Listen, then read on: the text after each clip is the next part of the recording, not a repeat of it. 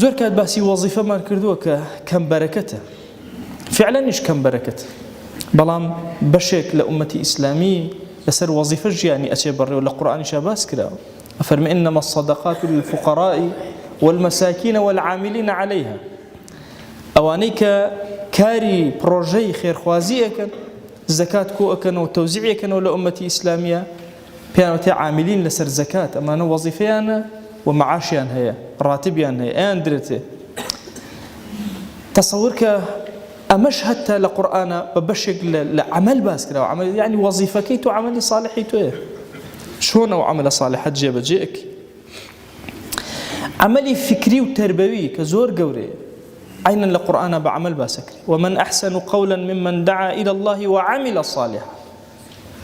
ئەو دعوە و بانخواز و عەمەلە فکری کە تۆ ئەیکەی، خەڵک ڕێک ئەکەیتەوە، چاک ئەکەی، بەرەو جوانیان ئەهێنی، هەمووی بە چی حسابەکرێ؟ بە عەمەلی صالح بۆ تۆ حسابەکرێ.